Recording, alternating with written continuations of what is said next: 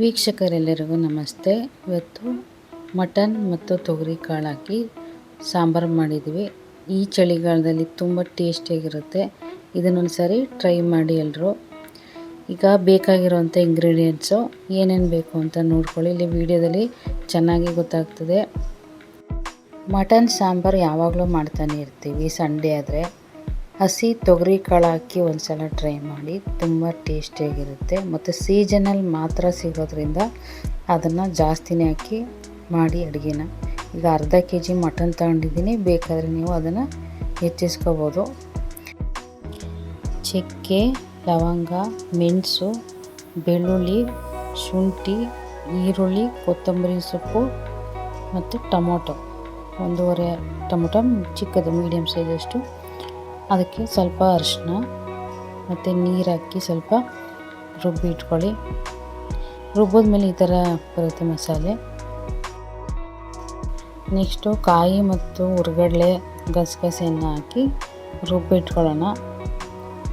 ಸ್ವಲ್ಪ ನೀರು ಹಾಕಿ ಅದಕ್ಕೆ ಅರ್ಧ ಒಳ್ಳೆ ತೆಂಗಿನಕಾಯಿ ತೊಗೊಂಡಿದ್ದೀನಿ, ಹುರ್ಗಡ್ಲೆ ತೊಗೊಂಡಿದ್ದೀನಿ 1 ಸ್ಪೂನಷ್ಟು, ಮತ್ತು ಗಸಗಸೆ ತೊಗೊಂಡಿದ್ದೀನಿ 1 ಟೀ ಸ್ಪೂನಷ್ಟು. ಗಸಗಸೆ ಇಲ್ಲ ಅಂದರೂ ಸ್ಕಿಪ್ ಮಾಡಿ, ಏನಿಲ್ಲ, ಸಾಂಬಾರು ತುಂಬಾ ಚೆನ್ನಾಗಿರುತ್ತೆ. ಏನಿಲ್ಲ ನೋಡಿ, ಆಡಿಸಿದ್ಮೇಲೆ ಈ ರೀತಿ ಇರುತ್ತೆ. ಈಗ ಮಟನ್ ಬೇಯಿಸಿ ಇಟ್ಕೊಳ್ಳೋಣ. ಅದಕ್ಕೆ ಬೇಕಾಗಿರೋಂಥದ್ದು ಸ್ಟವ್ ಹಚ್ಚಿ ಕುಕ್ಕರ್ ಇಡಿ. ಅದಕ್ಕೆ 2 ಟೇಬಲ್ ಸ್ಪೂನಷ್ಟು ಎಣ್ಣೆ ಹಾಕಿ ಈರುಳ್ಳಿ ಹಾಕಿ ಚೆನ್ನಾಗಿ ಫ್ರೈ ಮಾಡಿ. ಇಲ್ಲಿ ಅರ್ಧ ಈರುಳ್ಳಿ ಕಟ್ ಮಾಡಿಕೊಂಡು ಹಾಕಿದ್ದೀನಿ, ಅದನ್ನು ಫ್ರೈ ಮಾಡಿ. ಇದನ್ನು ಚೆನ್ನಾಗಿ ಫ್ರೈ ಮಾಡಿಕೊಂಡು ನೆಕ್ಸ್ಟು ಅರ್ಧ kg ಮಟನ್ನು, ಅರ್ಧ ಟೀ ಸ್ಪೂನಷ್ಟು ಬೆಳ್ಳುಳ್ಳಿ ಶುಂಠಿ ಪೇಸ್ಟು ಹಾಕಿ ಮಿಕ್ಸ್ ಮಾಡಿ ಚೆನ್ನಾಗಿ.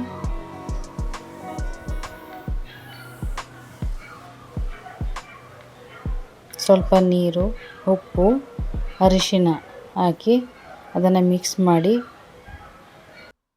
ಚೆನ್ನಾಗಿ ಮಿಕ್ಸ್ ಆದಮೇಲೆ ನೀರನ್ನು ಹಾಕಿ ಚೆನ್ನಾಗಿ ಬೇಯಿಸ್ಕೊಳ್ಳಿ. ಅದನ್ನು 4 ವಿಷಲ್ ಕೂಗಿಸ್ಕೊಳ್ಳಿ. ಕುಕ್ಕರ್ ಮುಚ್ಚಳ ಹಾಕ್ಬಿಟ್ಟು. ಈಗ ನೋಡಿ ಮಟನ್ ಬೆಂದಿದೆ.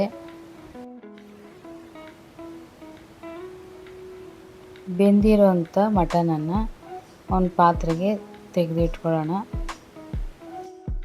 ಈಗ ಸಾಂಬಾರು ಮಾಡಲಿಕ್ಕೆ ಕುಕ್ಕರ್ ತೊಗೊಂಡಿದ್ದೀನಿ.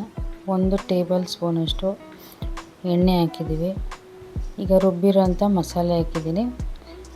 ಚೆನ್ನಾಗಿ ಅದನ್ನು ಫ್ರೈ ಮಾಡಬೇಕು.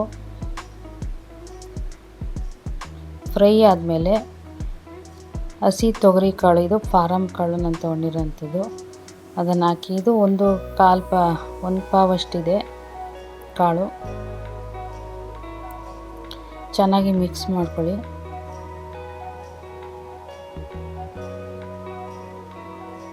ನಂತರ ಧನಿಯಾ ಪುಡಿ 2 ಸ್ಪೂನಷ್ಟು, 1 ಟೀ ಸ್ಪೂನ್ನಷ್ಟು ಮೆಣಸಿನ್ಕಾಯಿನ ಪುಡಿ, ಮಟನ್ ಮಸಾಲ 1 ಸ್ಪೂನಷ್ಟು ತೊಗೊಂಡಿದ್ದೀನಿ. ಅದನ್ನು ಹಾಕಿ ಚೆನ್ನಾಗಿ ಮಿಕ್ಸ್ ಮಾಡಿ. ನಂತರ ಅದಕ್ಕೆ ರುಬ್ಬಿರೋಂಥ ತೆಂಗಿನಕಾಯಿ ಹಾಕಿ,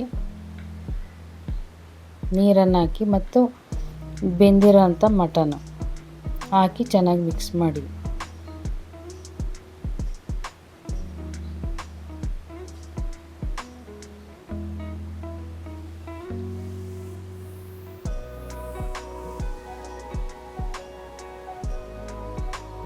ಉಪ್ಪು ರುಚಿಗೆ ತಕ್ಕಷ್ಟು, ಕಸೂರಿ ಮೆಥಿ ಹಾಕ್ತಿದ್ದೀನಿ. ಇಲ್ಲ ಅಂದರೆ ನೀವು ಕೊತ್ತಂಬರಿ ಸೊಪ್ಪನ್ನು ಹಾಕ್ಬೋದು. ಈಗ ಬೇಕಾಗಿರೋಂಥ ಅಷ್ಟು ನೀರನ್ನು ಹಾಕಿ ಕುಕ್ಕರ್ ಮುಚ್ಚಳನ ಹಾಕಿ ಒಂದು 4 ಸಲ ಕೂಗಿಸ್ಕೊಳ್ಳಿ ವಿಸಲ್ನ. ಈಗ ನಮ್ಮ ಹಸಿ ತೊಗರಿ ಕಾಳು ಮಟನ್ ಹಾಕಿ ಮಾಡಿರೋಂಥ ಸಾಂಬಾರು ರೆಡಿಯಾಗಿದೆ. ನೋಡ್ತಾ ಇದ್ರಲ್ಲ, ನೋಡಲಿಕ್ಕೆ ಎಷ್ಟು ಚೆನ್ನಾಗಿ ಕಾಣಿಸ್ತಾ ಇದೆ. ತಿನ್ನಲಿಕ್ಕೂ ತುಂಬ ಚೆನ್ನಾಗಿರುತ್ತೆ. ದಯವಿಟ್ಟು ನಿಮ್ಮ ಮನೇಲಿ ಟ್ರೈ ಮಾಡಿ ಇದನ್ನು. Thank you for watching. ಧನ್ಯವಾದಗಳು.